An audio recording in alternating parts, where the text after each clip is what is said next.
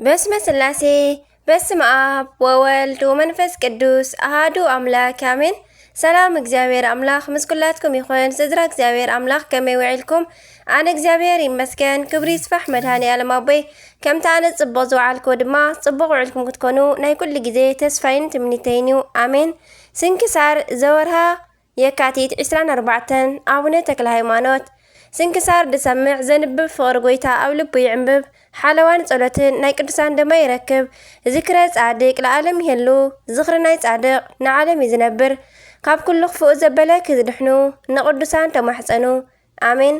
በስመ አብ ወወልድ ወመንፈስ ቅዱስ አሃዱ አምላክ አሜን። ወላዲት አምላክ ልሳን ኩነኒ። ለካቲት 24 በዚ ዕለት ኣብ ዘመነ ከሓድያን ነገስታት ዲዮቅልጥያኖስን መክስምያኖስን ዝነበረ ኣባ ኣጋቢጦስ ዕረፍቲ እዩ።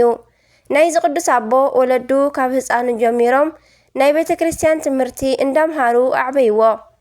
ዲቁና ተሸይሙ እንዳገልገለ ድሕሪ ምንባሩ ድማ ናብ ሓደ ገዳም ብምኻድ ኣብኡ ድማ ንኣረጋውያን መነኮሳት ዝሕግዝ ኮነ። ንኣረጋውያን እንዳገልገለ ብጾም ብጸሎት ብስግደት ብዓቢ ተጋድሎ ነበረ።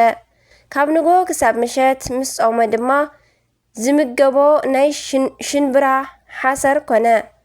ምስ ድቃስ ክከራኸር ኣብ ዝደለየ ግዜ ድማ ምስ እቲ ሽንብራ ሓሰር ሓመድ እናወሰኸ ይምገብ ነበረ። ኣብዚ ውሽጢ ተጋድሎ እንከሎ ድማ ሓይሉ ግን ሙሉእ ነበረ። ናይ ኣረጋውያን ኣገልግሎቱ ከዓ ፈጺሙ ኣይቋረፀን። ክጽውዖም ከሎ ድማ ጎተተይ እንዳበለ እዩ ዝጽውዖም ዝነበረ። ድሕሪዚ ድማ እግዚአብሔር ዘደንቑ ዓበይቲ ዝኾኑ ተኣምራት ብኣእዳዉ ገለጸ። ካብ ሰባትን ካብ እንስሳትን ኣጨናቂ ዝኾኑ ሕማማት ብጸሎቱ ኣወገደ። ንብዙሓት ሰባት ዘጥፍአ ከይሲ ወይ ከዓ ገበል ቅዱስ ኣጋቢጦስ ግን ብሓይሊ ጸሎቱ ቀተሎ። ከም ዕንፀይቲ ደሪቓ ብብዙሕ ጭንቅን ሓሳርን ንዝነበረት ንሓንቲ ምስኪን እውን ፈወሳ። ናይ ቅዱስ ኣጋቢጦስ ተጋድልኡን ናይ ሓይሉ ጽንዓትን ተኣምራትን ምግባሩን ኣብ ኩሉ ቦታ ኣብ ዝተሰምዐ ግዜ ድማ ስሙ ሉኪያኖስ ዝበሃል መኮንን ናብኡ ጭፍራታቱ ልኢኹ ንቅዱስ ኣጋቢጦስ ኣምጽኦ። ብዘይ ፍቓዱ ድማ ብግዴታ ሓለቓ ሰራዊት ገይሩ ሸሞ። ቅዱስ ኣጋቢጦስ ግን ከምቲ ናይ ቅድም ይተግህ ደኣ ነበረ እምበር ጽኑዕ ዝኾነ ተጋድልኡ ኣይገደፈን። ንዲዮቅልጥያኖስን ንመክስምያኖስን እግዚአብሔር ምስ ኣጥፍኦም ቅዱስ ንጉስ ቆስጠንጢኖስ ነገሰ።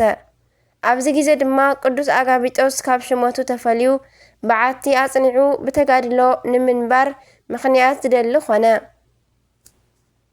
ንጉስ ቆስጠንጢኖስ ድማ ብጣዕሚ ዝፈትዎ መልክዑ ጽቡቕ ዝኾነ ሓደ ጎበዝ ነበረ።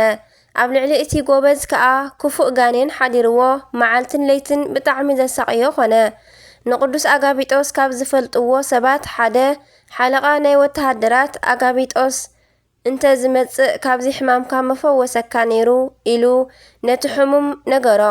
እቲ ሕሙም ድማ ኣብ ውሽጢ ናይ ንጉስ ጭፍራ ስርዓት ዘሎ ብሓቅዶ ነዚ ክገብር ይከኣል እዩ በሎ።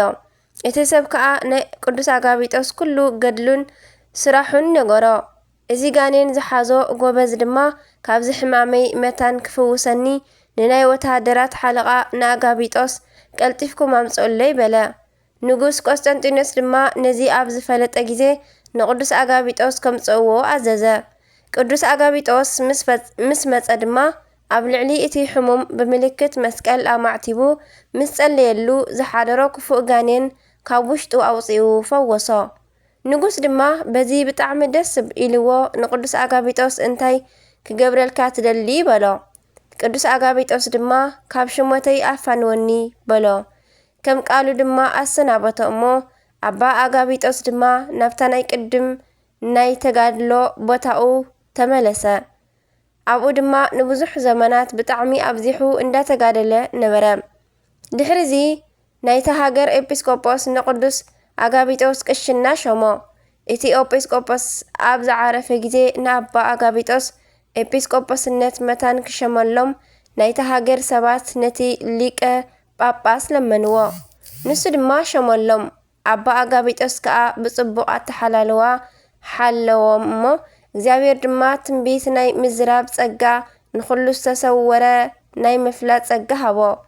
ናይ ዕውራን ዓይንቲ ብምግላጽ ንለምጻማት ብምንጻህ ንብዙሓት ድውያን ብጸሎቱ ዝፍውሶም ኮነ። ብስውር ዝሰርሕዎ ኃጢኣት ናይ ኩሎም ሰባት ኃጢኣቶም ብግልጺ ዝርእን ዝግስጾምን ኮነ።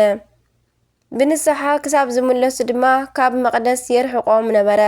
ከምኡውን ኣብ መጽሓፍ ገድሉ ተጻሒፉ ከም ዝተረኸበ ናይ ዓብዪ ወሓዚ ወራዲ ማይ ብመስቀል ባሪኹ ብምቋም ብኻልእ ኣንፈት ከም ዝፈስስ ገበሮ። ዝተፈትወን ጽቡቕ ዝኾነ ተጋድልኡን ኣገልግሎቱን ፈጺሙ ድማ በዛ ልሙዓንቲ ዓረፈ። ናይ ኣባ ኣጋቢጦስ ረድኤት በረኸቱ ይሕደረና፣ ብጸሎቱ ድማ መድኃኔ ዓለም ይምሓረና ኣሜን። ለካቲት 24 ዝኽበሩ ዓመታዊ ናይ ቅዱሳን በዓላት ድማ ቅዱስ ኣጋቢጦስ ጻድቅ ኤጲስቆጶስ፣ ቅዱስ ጢሞቴዎስ ሰማዕት ዘጋዛ፣ ቅዱስ ሚናስ ዘቆጵሮስ። ወርሓዊ በዓላት ድማ አቡነ ተክለ ሃይማኖት መምህረ ትሩፋት፣ ቅድስቲ እምነ ክርስቶስ ሰምራ፣ ቅዱስ ሙሴ ጸሊም፣ ቅዱስ ቶማስ ዘመርዓስ፣ ቅዱስ አብላርዮስ ዓቢ፣ 24 ካህናተ ሰማይ። በረኸቶም ይሕደረና፣ ካብ ፍቕሪ ቅዱሳን ኣይፍለየና ኣሜን። ስንክሳር ደሰምዕ ዘንብብ ድማ ፍቕሪ ጎይታ ኣብ ልቡ ይዕንብብ ኣሜን። ዝወደቐ ካብ ኣናበባ ኩሉ ድማ ብኣፈ ቅዱሳን ትጓን መላእክቲ ተኣረመለይ ኣሜን ኣሜን። ወሉ ኩሎም መላእክተ ሰማይ አቡነ ዘበሰማያት ይትቀደስ ስምከ ትምጻእ መንግሥትከ ወይኩን ፈቃድከ በከመ በሰማይ ከማሁ በምድር ሲሳየነ ዘለለ ዕለትነ ሀበነ ዮም ህድግ ለነ አበሳነ ወጀጋየነ ከመ ንሕነኒ ንህድግ ለዘአበሰለነ ኢታብአነ እግዚኦ ውስተ መንሱት አላድነነ ወባልሃነ እምኩሉ እኩይ እስመ ዚአከ እቲ መንግስት ኃይል ወስብሐት ለዓለመ ዓለም አሜን። በሰላም ቅዱስ ገብርኤል መልአክ እግዝእትየ ማርያም ሰላም ለኪ ድንግል በህልናቺ ወድንግል በስጋቺ እመ እግዚአብሔር ጸባኦት ሰላም ለኪ ብሩክቲ አንቲ እምአንስት ወብሩክ ፍሬ ከርስኪ ተፈሥሒ ኦ ማርያም ለተጸጋ ለተወዳሴ ምልእተ ኩሉ ልዑል እግዚአብሔር ምስሌኪ ሰአሊ ወጸሊ ምህረተ በእንቲአነ ምህረተ ኩሉ ዓለም ሀበ ፍቅር ወልቺ ኢየሱስ ክርስቶስ ከመ ይስራኤልና ኃጣውኢነ ተማኅፀነ በክዳንቺ ወስብሐት ለእግዚአብሔር ወለወላዲቱ ድንግል ወለመስቀሉ ክቡር አሜን አሜን። ለይኩን